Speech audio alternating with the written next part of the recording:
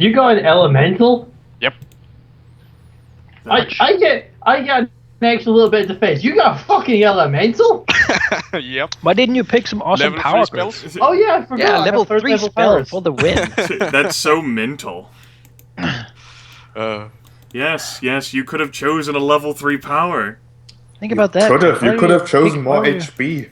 Ooh, no. But you appear to have chosen a feat.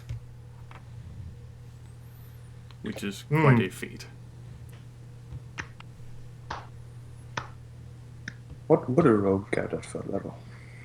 Whatever it wants to get at 3rd level. Alright, I need to add the fucking... Spells. Power of these spells. I cannot even...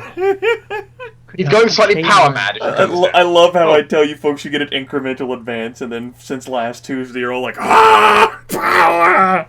I rule the cosmos! Just to say though, you don't get like an additional power slot. You have to use that 3rd level as part of your 5, right? No. No, you also get another spell slot when I level up. Yes, you would get an I extra... took the extra slot. You would get an extra one. I have everything I have and the new one. It's, yes, it's kind of beautiful. Since you slipped out when that was being discussed after the session, yeah. Well, let's see here. Level 3 rogue does not get another power known, so you would not get another slot. Damn it! I did. That's a good question. Do I get another one then? 'Cause I did not know about this. Do I get 2? Do you get 2? Well even if you got 2, you could only fill like 1 with the incremental advance. Would it be okay to swap out one of my powers for a level 3 one then, and just get rid of the feat? If you chose the extra power / spell as an incremental advance, yes. Yes, then I will do that. No more additional defense on my momentum. Instead, I will get bleeding. I hope we never see any physical defense attacks. I mean, what the hell? Nah, it's okay if we do. I have now we've seen last discovered session, that my we are cloak gives extra invincible defense. anyways. Yeah. As long as Sheep stands. Never flee as long as he's standing. Oh good, I do get an extra... Now it'll be us, like lesser defensive characters, throwing ourselves in the way of you. Like, no! We need to give... Keep him up so he can raise us! We need to give him like auto heal or something like that. Yeah, it's great. As long as Thomas stands, he can always pick us up and we can be smashed down into the ground again and again and again.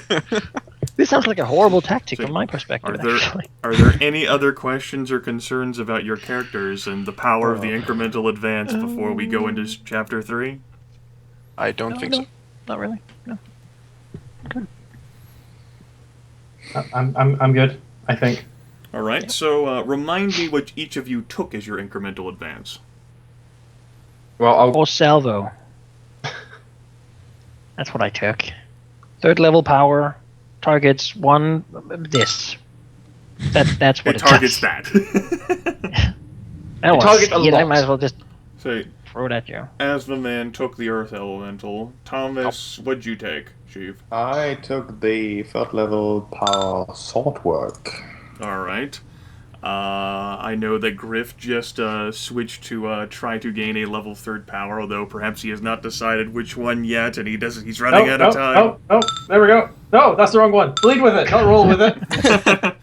And rogue Dark. stuff. Dark, what did you choose? I upgraded my Chaos Strike. That's right, I remember you mentioning that. Well, before we get into anything else this session, I'm going to do something that I actually forgot to do last week that I wanted to do. I want each of you folks to perhaps take a minute, perhaps longer, to describe how your characters have grown. Like, what was it specifically over the past 2 weeks what experiences or moments or events or things that you might have done during your little bit of downtime that propelled you from level 1 to where you currently sit at level 2. We'll start in the order in which I invited you folks. Dark. Okay.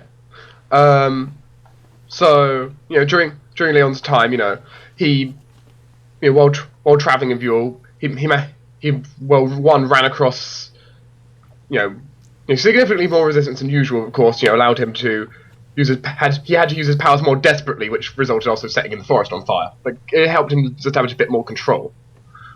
So right. what has been a larger advanced for him and allowed him to better gain control over his abilities is all the time and dedication he put into using that ritual to restore the wards.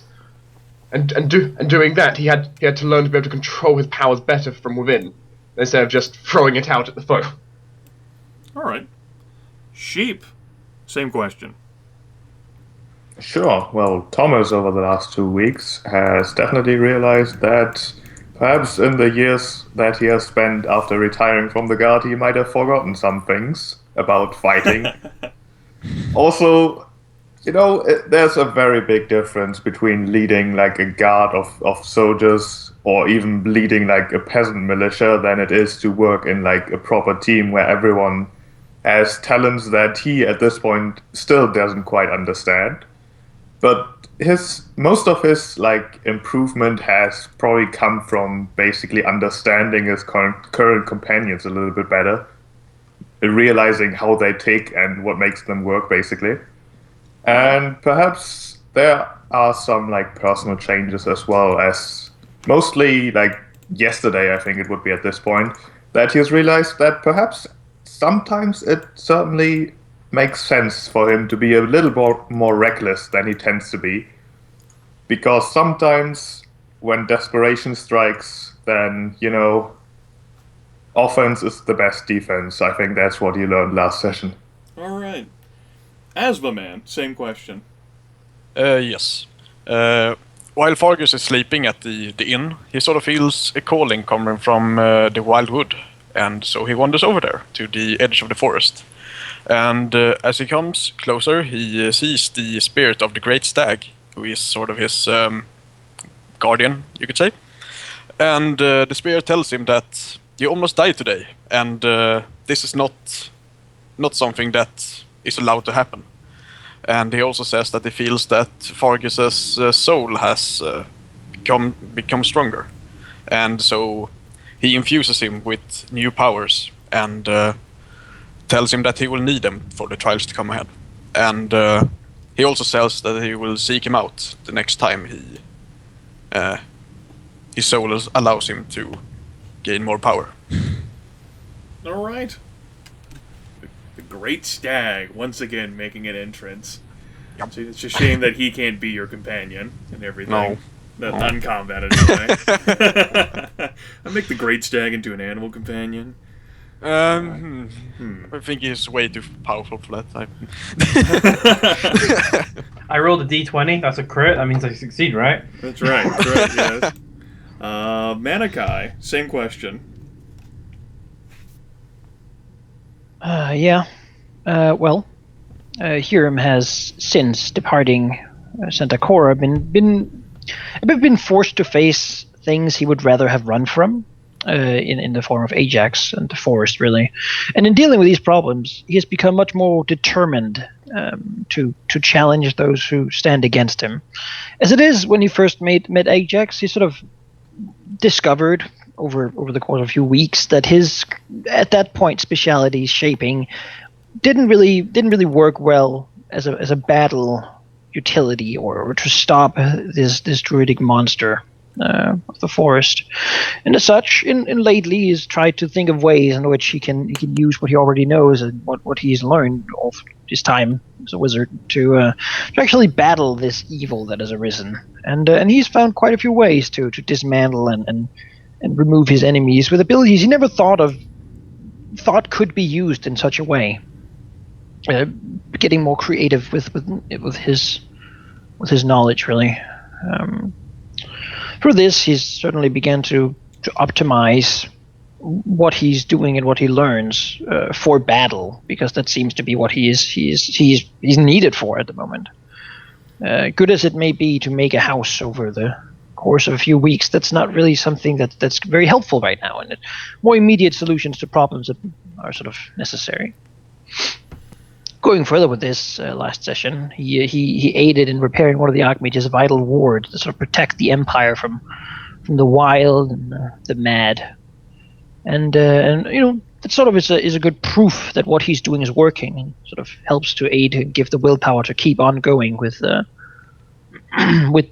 reshaping of his way of being, really. from being a sort of slow person, usually thinking things over a lot, and into a man who well acts immediately and focuses on the action and effective, quick solutions to problems rather than slow, well thought out ones. All right. And Gryph, same question. Having used the attempt to get away, saw the potential of getting on the merchant van to get away from a few bad deals, he started off being quite skittish. Things went awry. You probably figured out from the start, he had a sly way of talking, and he's gone on. He's not been quite as desperate to avoid talking about himself and where he's came from. He's found protection around these other people. Even though he dives into the thick of it, instead of feeling that he's the one that's got the crossbow aimed at him, he's found that the adventurers that he sided on have actually, brought the pain down on the things that he's about to hit.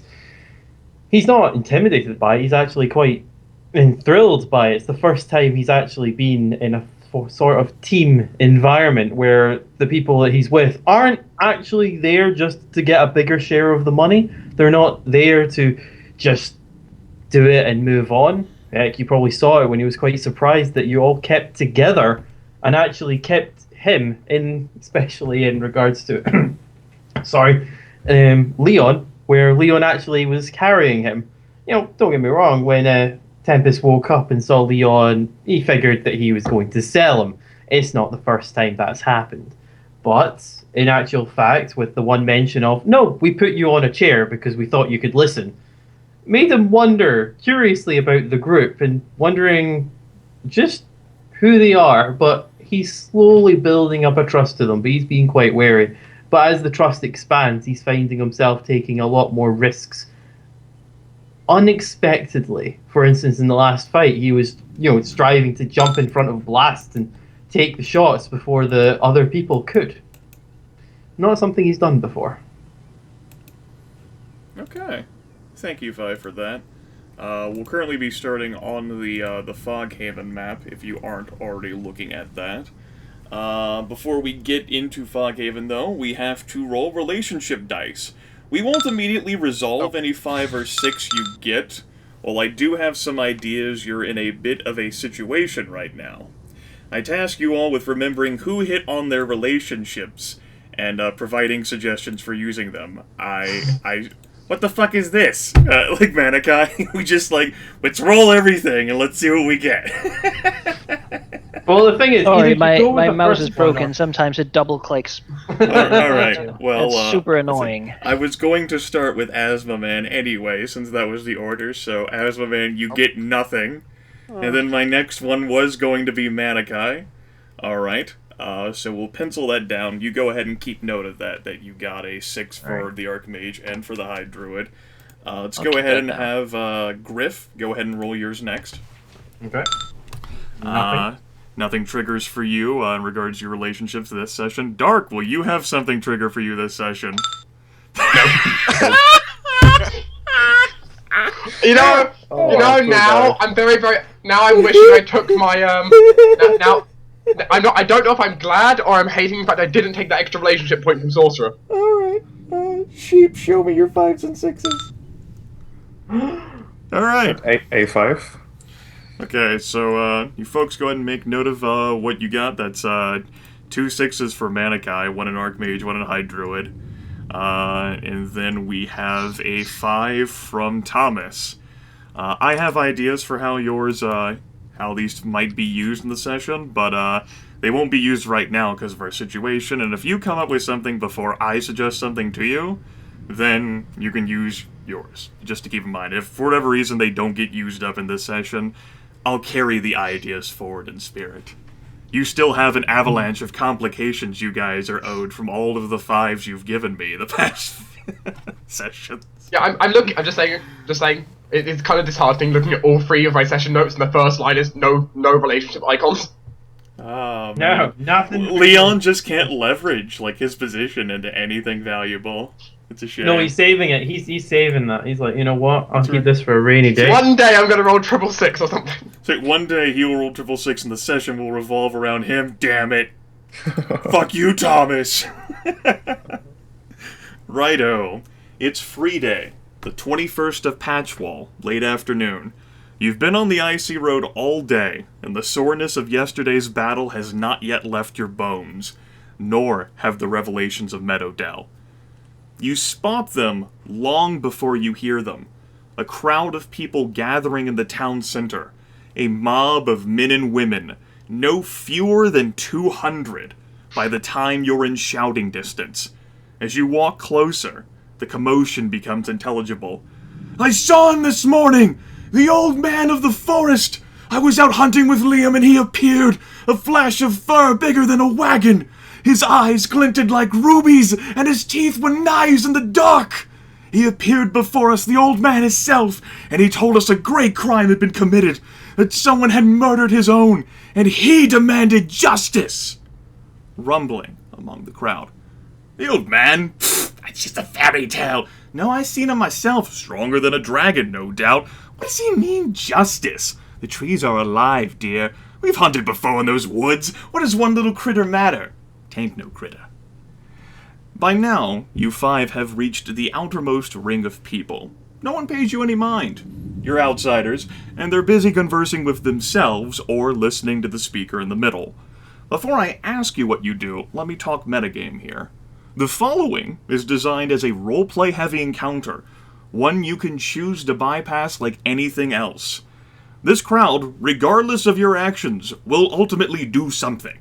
Each of you has one chance to influence this crowd, but I won't just let you roll dice. Through in-game interaction, you must create a case for what you want to do, and the approach you take will determine your difficulty. Now, what do? Do we have a chance to mingle? Can we converse? You know, like Family Feud? You could certainly, if you so chose, like, stand there and basically, like, get, like, a better sense of what the crowd is, and basically, like, the speaker in the middle will keep talking and all the crowd people will talk amongst themselves. Like, if you want time to think anyway, then just letting the crowd play out for a while might work. The reason I asked that is, what would we like to gain from this? Yeah, that's what I'm trying to consider. I How? want to rile them up, right? Exactly. To get them to be ready to fight the druid. Yeah, just quick. So I So do think you head want- for the stage, actually. Head for the stage. I what do you don't want to go think, up there yet. Goger? I don't know what to It's say. the crowd of 200 or so bodies is ringed around the town center in the middle. In order to get to the stage, you would have to either somehow push your way through, or leap your way over the crowd, or somehow get them to part for you. Swashbuckler. Okay, so... And then I guess I could try and do something to grab their attention, to jump up on the stage, and then throw the attention towards Fargus. Well, it's just an What idea. does Fargus want to say? We need to think before we act. Yeah, exactly. So, like, it is true. We have seen him before, and don't want someone to was scare them. killed in the forest. What? We don't want to scare them either. We don't. No, we don't want witch hunts to begin, right? Like, yes, we have to find the murder. There's no way they can do it. There's no way. No, I don't mean to get them to find the murderer. Just to sort of unite against him. The point is, they become afraid against him. They might not. They might. They might actually begin to fear. witch hunt instead. Yeah. But the Maybe. townspeople, they don't. They don't. You want think to about push it. them in the direction of being rallied instead. Yeah. Yeah. Which means that we would have to stand up. If we, this is my thought at least. We'll stand up and be like the pillar, right? We've fought him before, and we'll say something like, is this justice? To demand justice from us when we have done nothing? You know, we don't have to take this. We're not in his domain. We need to answer to this person. We can defeat him. We fought him before. You know, stuff like that. At least that is what Huron will whisper under his breath. Under his breath. To see what they respond with. Yeah, I was thinking that way too, but also to scare them in some You fashion. want to scare them. Maybe not.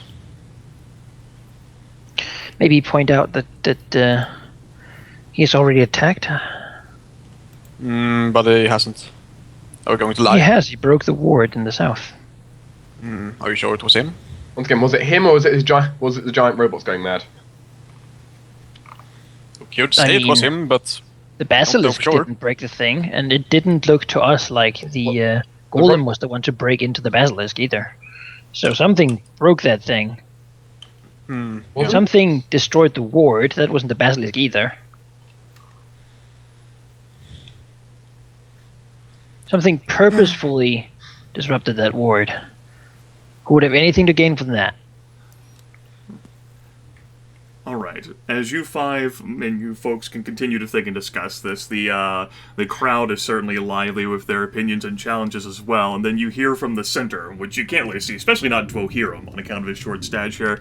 No! It's true! There are stories and they are true. The old man of the forest, the great grizzled old bear, and it spared my life as well as Liam's. We know it usually does not happen, but it carried that message. It carried that message along with this. And there's a pause and there's a gasp. This arrow with cherry red hen feathers. This was the murder weapon in one of the forest's own. And the old man said that if we did not find the murderer within the first week of Ready Reet, that there would be consequences. All of the game of the Wildwood would leave and retreat deeper. And then from this, panic begins to spread like, the harvest, it hasn't been so good this year. No, it hasn't, especially not with the early winter of all of the game leave. Our livelihoods depend on that. And then sort of like that ripple of like panic and confusion begins to seep through the crowd of 200 or so. If we need to act, we need to act now. Yeah. Now, I don't have any background that would help me speak well with a crowd, but I think I might just don't either. go for it regardless, because Right. Do you want me to that's try? what Kieran would do. I'll use mine to try and grab in his their attention. dwarven way. He will sort of begin pushing his way through the crowd with his staff. Sort of says, "Excuse me," to the scene basically. Fargus Get up will help there. him clear the way. Alright. Are you going to put any sort of magical emphasis or bent upon that? Or is Dwohurim actually trying to brute strength this? Clearly- I mean, clearly you know, can't- Flame spear! It's silly type of cantrips. not quite. He can certainly shoot a flare in the air. That should get people's attention. Yes, there would Shining be globe of there would be no need for any sort of like strength check to attempt to like push through in this case. If you actually created a magical flare, Yeah. you would most certainly get the attention. And as Dwohurim does that, you can go ahead and describe that. Sure. And he walks and sort of says, and grunts, and he then lifts his staff in the air. A few quick words and a magical rune signed with his other hand as a sort of a globe of light shoots out of his staff, exploding in the air above the crowd, sort of clearly with a trail back to his location as he then begins to move, hoping that the crowd will be at least a little bit surprised and maybe even a little bit quiet. They are both surprised and quieted. There is like a sudden rapid turning effect as you both feel and see all of the heads of the crowd rotate to look, and they begin to hear the whispers as they clear away. Is that a wizard? I think that's a wizard. He's awfully short to be a wizard, isn't he? No, shh. Dwarves can be wizards too. Is he a He'll dwarf? walk He's up to cute. the Can scene. I buy him? How much do you think Okay, he's so worth? okay, sorry. At that, Leon would also start breaking down. There's no time to laugh. Don't even know what's gonna happen to So in the center, sort of that a little gathered clearing area, you spot two individuals. Both appear to be in their 30s for human years, and at least by the calluses they have, as well as their leathery skin, and by their clothes, Dwohurim can easily tell that they're both hunters, just by how they carry themselves and their style, as well as the bow and quiver that they both carry with them. Yeah. Well, Hiram has been around those sorts of people a lot recently. The last couple of years, really. So he'll not really pay too much mind as he walks up to the like scene town square. Yes. So is it a raised platform or? There's no raised platform. It's just a central area. Like it's like the Rampant Badger is right fucking next door. Yeah. So no one will ever be able to see him. It's like a stool.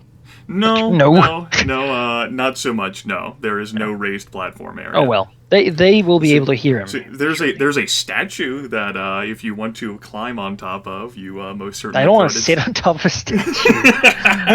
They're dumb. Fargus will look around for a barrel. What is it? What kind of statue is it? It's a humanoid statue, sort of larger than life, depicting the first citizen of Foghaven, Ursilia Melkor. Does he have any knowledge of her whatsoever? Other than the Melkor name being the one that's associated with the seal that was on the letter that you found in the first session, no. Oh, fuck. All right, sure. Well, he will walk to the statue because why not? It's there. Stand in front of it. He will look and says, "He asks for justice. He asks for justice."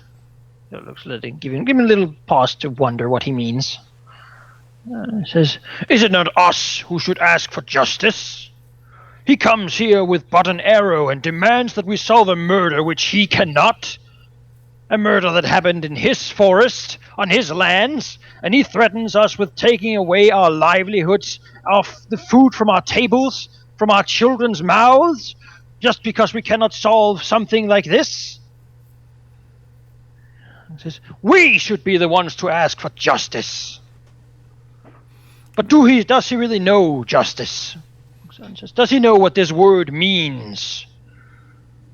The harvest has been bad, the game has been harder to catch than usual, and the fish do not jump in the nets as they used to. No, friends, as a druid, as a man of the forest, and yes, that is what he is, could he not have solved these issues? Could he not have given you the fish, brought the game into the houses, and made the crops sprout strong? No. Instead, he has put himself in this situation of power. He has on purpose destroyed the crops, made the fish flee, and the game scarce and thin, just so that if there was something he wanted, he could force this city to do his bidding. What more? Me and my companions," he gestures over the crowd to where he thinks they are, being unable to see over them. I'm right next to you. Oh, yeah. "Have been south to the city of Meadowdell. Town. The city sadly lost. A monster has rampaged through the streets. A monster that was Wait, once what? held... A monster? Monster? What? What? A monster that was once held by the Archmage's There's no wards. monster. You can't trust wizards. Can I still buy them or not? He'll make a cantrip effect of his force salvo to make a burst of light to all sides, and it's sort of a nice lightning crackling effect. All of the to gain the clamor attention of the dies crowd down again. Yeah. "We have restored the ward to power, and the place is once again safe. It is, however, cursed. Who here do you think would have a wish to destroy the Archmage's wards and have the power to defeat the wizards who defended it? Who here would have a wish to do something like that?" Let's it hang a little bit, hoping that one of the other players will take his cue. I think that's a great point now for Dwohurim to go ahead and have the first and use up his player role here. There is a mixture of conflicting opinions. The DC that you will be meeting with a charisma-based skill check is a DC 18. Despite the fact that you are an outsider, yes, despite the fact that you are an outsider, you have clearly, you've shown, so much glamour with your fucking wizardry powers. They don't really understand what you're saying, but you're a wizard, and so they're kind of afraid of you. But you're not directly intimidating them, so they're not that afraid. And one of them or two of them's like interested in buying you. So yes, a charisma-based skill check. The DC that you have to meet is an 18. Right, I need to roll a 17 or better. Well, A 1d20 plus your charisma plus level, yeah.